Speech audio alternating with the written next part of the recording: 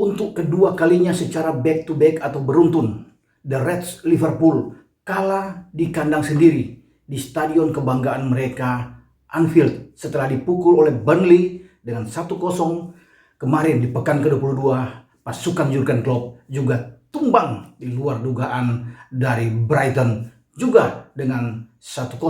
Apakah ini sudah mengakhiri penantian mereka untuk bisa melakukan back to back atau mempertahankan gelar? Kita bahas dalam perbincangan kali ini.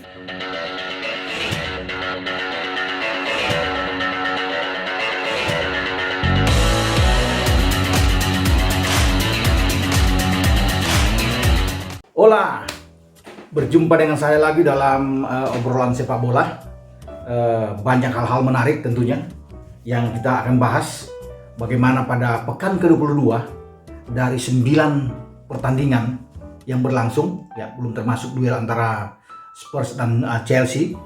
Di sana ada 3 kemenangan yang diraih oleh tuan rumah dan 6 tuan rumah lainnya kalah. Ini lebih banyak persentase 6 tuan rumah kalah. Sebelum kita membahas kejutan besar yang terjadi di Anfield di mana Brighton mengalahkan Liverpool, saya akan coba melihat bagaimana hasil pertandingan di pekan ke-22 di mana dari 9 pertandingan yang saya katakan tadi, di sini Sheffield di tuan rumah ya mengalahkan West Brom 2-1, kemudian Wolves mengalahkan The Gunners Arsenal 2-1, dan Manchester United pesta gol di Old Trafford. Ya, kita sudah bahas kemarin, mereka memukul Soton dengan 9-0. Nah, ada 6 tuan rumah yang gagal meraih hasil positif atau mengamankan 3 poin di kandang. Siapa mereka? Nah, kita lihat sini. Newcastle saat menjamu Crystal Palace, mereka kalah 1-2 di St. James Park ya. Kemudian Burnley ya, yang membuat kejutan mengalahkan Liverpool sebelumnya, gagal menghadang The Citizens Manchester City dan mereka menyerah 0-2 di kandang juga. Fulham juga ditaklukkan oleh Leicester dengan 0-2 ya. Dan terakhir Liverpool secara mengejutkan kalah dari Brighton dengan 1-0. Ini kemenangan Brighton pertama yang terjadi di Anfield setelah mereka lolos dari Championship, dan pada 2017-2018 mereka itu berada di Liga Premier Inggris, dan dalam 3 musim sebelumnya, sebelum sampai ke pertandingan kemarin, pasukan Gary Potter ini kalah 6 kali ya, kalah 6 kali. Di 2017-2018 ketika pertama kali mereka datang ya di IPL, mereka kalah dengan 1-5 dan juga kalah dengan 4-0 ya dalam laga home and away ya. Jadi bagaimana mereka dipukul oleh Liverpool.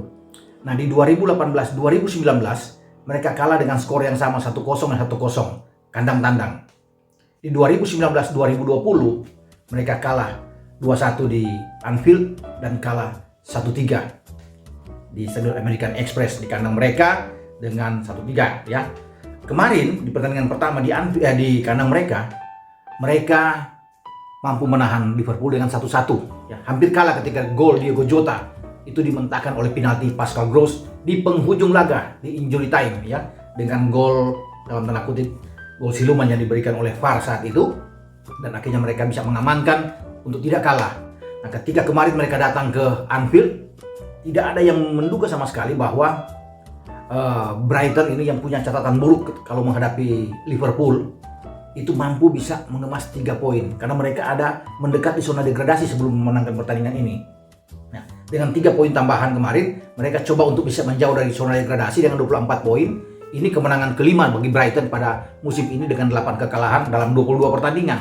Nah, ini agak enak buat mereka ya, bagi pasukan Potter. Tapi kembali ke pertandingan kemarin, tidak ada yang menduga sama sekali ya bahwa mereka itu bisa memetik kemenangan. Kalau kita melihat bagaimana Liverpool itu tampil sangat bagus sekali ya, untuk keluar dari tekanan, bangkit dari kesulitan mereka setelah tidak mendapatkan hasil apa-apa, gagal mencetak gol dalam beberapa pertandingan. Kemudian di London mereka meraup 6 poin, mengalahkan Spurs dengan 3-1, kemudian mengalahkan West Ham dengan 3-1 juga.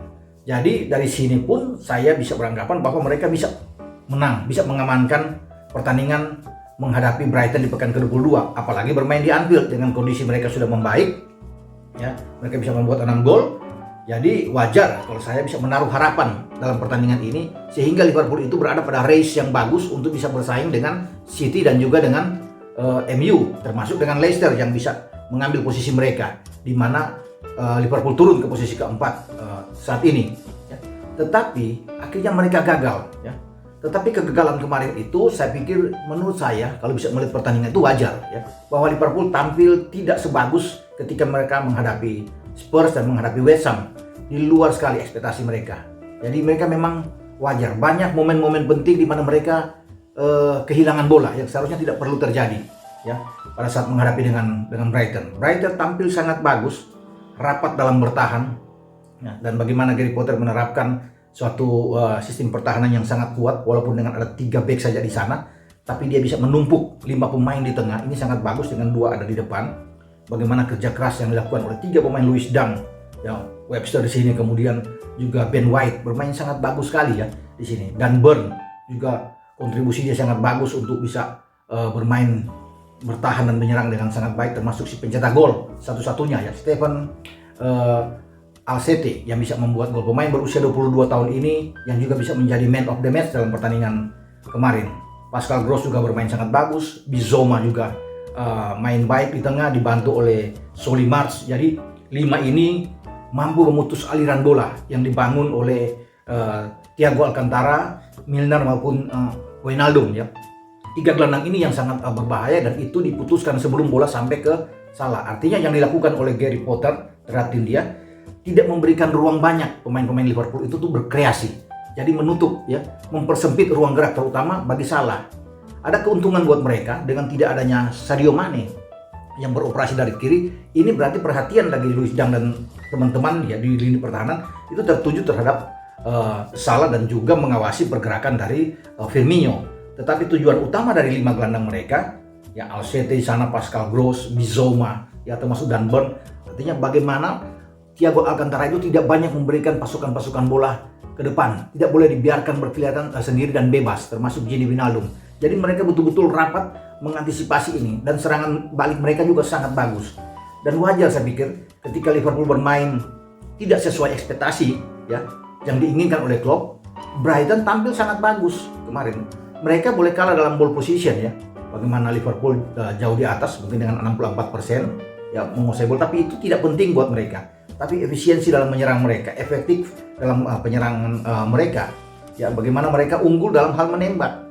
Ya, mereka ada 13 tembakan dan 4 diantaranya menemui sasaran atau on target. Nah, Liverpool dalam pertandingan kemarin saya lihat itu memang rendah sekali ya. Hanya 11 menembak, dan untuk pertama kali mereka hanya 1 on target di kandang loh. Ini tidak pernah terjadi. Kalau Liverpool bermain kandang kemudian mereka hanya punya on target 1 kali. Anda bisa lihat di mana mereka bermain di kandang, kemudian mereka hanya punya on target 1 kali. Even mereka itu kalah dari Burnley, itu mereka melepaskan puluhan tembakan, ya, bahkan on target lebih dari 3, ya. Ini satu hal yang, tapi kalau 1, ini yang saya tidak habis pikir, bahwa dengan kualitas mereka, dengan kemampuan mereka yang sangat bagus, tapi kemudian hanya 1 on target. Bahkan di babak pertama tidak ada sama sekali on target yang dilakukan oleh Liverpool.